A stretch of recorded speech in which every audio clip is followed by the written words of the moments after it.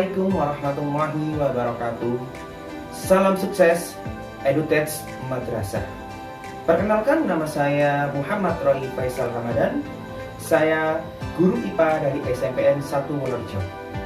Kali ini saya akan mempresentasikan tugas akhir PJJ pembuatan video pembelajaran menggunakan Filmora.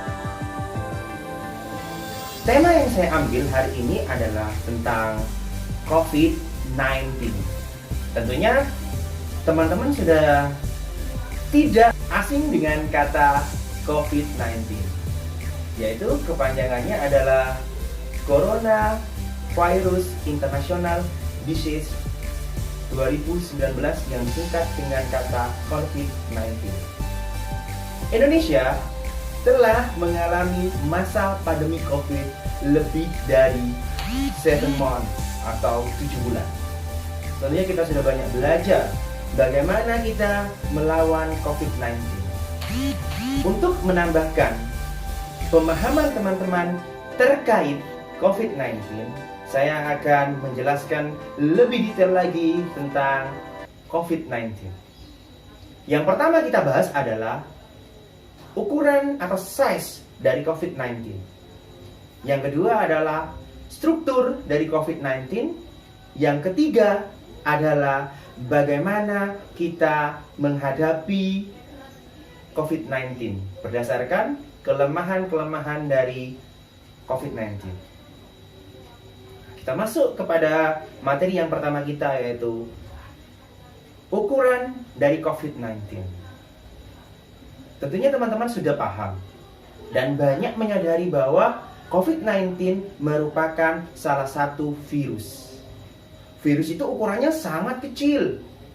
Tapi apakah teman-teman tahu sekecil apa sih COVID-19 itu? Untuk menambah pemahaman kita, mari saya ajak untuk mengenal seberapa kecil COVID-19 tersebut. Oke. Coba bisa dilihat di layar ini adalah gambar COVID-19 atau sekecil apa virus. Sudah bisa dilihat virus? Waduh, saya lupa. Virus kan ukurannya kecil. Nah, agar kita bisa melihat dan bisa membayangkan, kita harus masuk ke dalam gambar tersebut. Nah, sekarang kita sudah bisa melihat. Apakah sudah jelas? Kurang jelas? Oke, saya akan perbesar lagi. Nah, kita sudah besar ya. Kita sudah bisa melihat sekarang. Kita sudah sebanding dengan biji kopi. Di sini ada sesame seed atau biji sawi, dan juga ada butir dari nasi, grain of rice. Nah, apa teman-teman sudah kelihatan virus? Masih belum kelihatan? Kita perkecil lagi. Sudah bisa kelihatan? Masih belum ketemu ya? Wah, memang virus ukurannya sangat kecil. Kita masih dalam satuan milimeter, sedangkan virus ukurannya sudah nanometer. Kita akan perkecil lebih dalam dan lebih dalam. Kecilkan lagi, belum ketemu, kita kecilkan lagi. Nah, ini sudah ada pada deretan protozoa. Kita sudah bisa melihat amuba, kita bisa melihat paramecium dan teman-temannya. Tapi virus itu ukurannya masih lebih kecil lagi. Kita perkecil lagi. Nah, kita kecilkan lagi. Apa masih belum melihat virus? Kita kecilkan.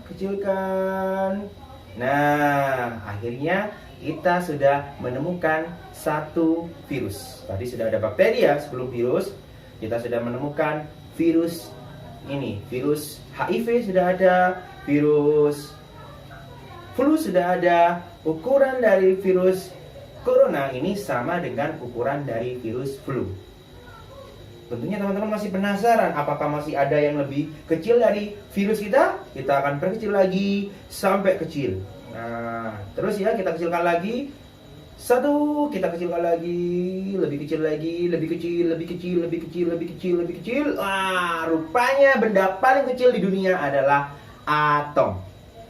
Kita akan melihat atom. Di sini ada atom karbon, benda terkecil di dunia. Nah, teman-teman sudah bisa membayangkan kan bagaimana kecilnya dari virus corona tersebut atau COVID-19. Oke, kalau gitu kita kembali lagi, kita perbesar lagi ukurannya. Besar. Kita perbesar lagi. Besar.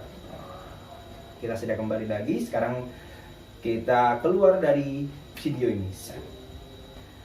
Nah, itu tentang ukuran dari virus corona. Kita sudah belajar tentang size of coronavirus.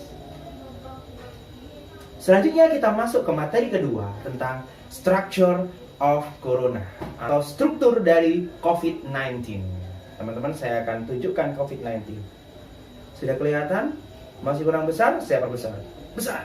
Nah, ini adalah COVID-19. Teman-teman sudah bisa melihat kan? COVID-19 ini adalah bagian luar dari COVID-19.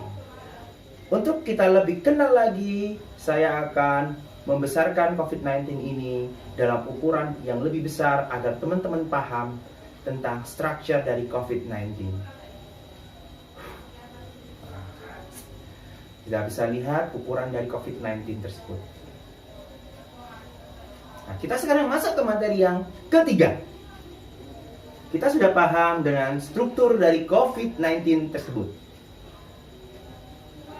Kita sekarang masuk ke poin yang ketiga, yaitu bagaimana kita menghadapi COVID-19 tersebut.